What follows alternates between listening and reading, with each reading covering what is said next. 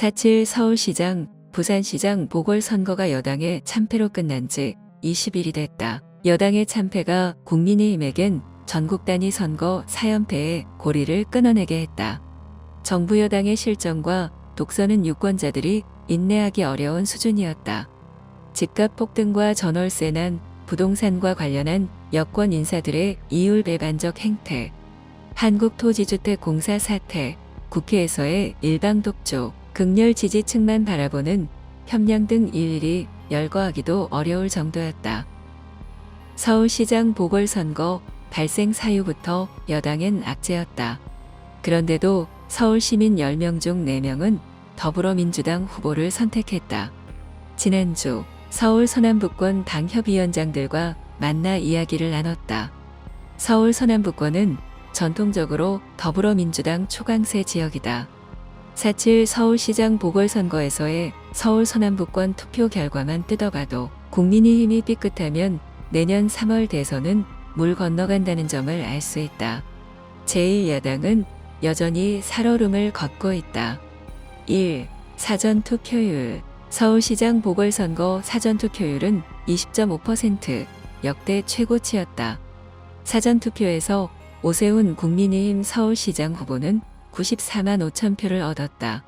박영선 더불어민주당 후보에게 10만 2천 표를 앞섰다. 그런데 이 10만 2천 표 가운데 6만 3천 표는 강남에서 얻은 것이다. 반면 강서구로 금천 관악 등 서부권을 중심으로 11개 자치구에서는 박 후보가 사전투표에서 앞섰다. 특히 박 후보는 금천구 전체 10개 행정동 중 9개 동에서 관악구 총 21개 행정동 중 20개 동에서 이겼다. 사전투표는 일반적으로 젊은 층의 투표율을 높이는 효과가 있다. 불공정 논란, LH 사태 등 여권의 악재가 켜켜이 겹쳤음에도 국민의힘은 젊은 층의 지지를 그다지 받지 못하고 있다고 볼 수 있는 대목이다. 2. 투표율. 4.7 서울시장 보궐선거의 전체 투표율은 58.2%였다. 25개 자치구 중 강남구와 서초구 두 곳만 3년 전 지방선거보다 투표율이 상승했다. 물론 2018년 지방선거는 전국 동시에 치러져 임시 공휴일이었고 이번 서울시장 보궐선거가 있던 4월 7일은 휴일로 지정되지 않았다. 그러나 금천 강서 관악구로 등의 투표율은 서울 전체 투표율보다 낮았다. 이들 지역의 투표율은 금천 52.2%, 관악 53.9%, 강서 56.4%구로 57.7% 등이었다.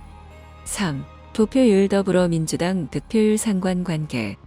서울 25개 자치구 중 투표율이 낮은 곳은 1위가 금천구, 2위가 관악구였다. 반면 이 두 곳의 박 후보 득표율은 25개 자치구 중 3위와 4위다.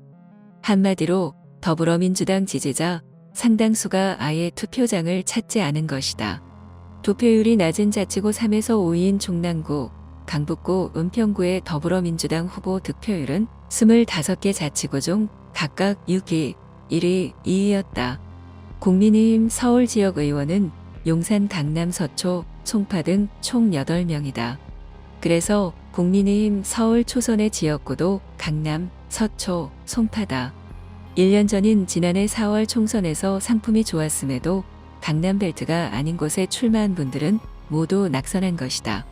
4.7 서울시장 보궐선거 결과에서 보듯 오만과 독선을 보이면 유권자들은 언제든지 등을 돌린다는 건 이제 상식이 됐다. 한골 탈퇴해야 한다. 중도층, 젊은층, 수도권의 확고한 지지를 받는 정당으로 거듭나지 않는 한 내년 3월 대선은 어렵다. 내년 3월 대선 이겨야 바꿀 수 있다.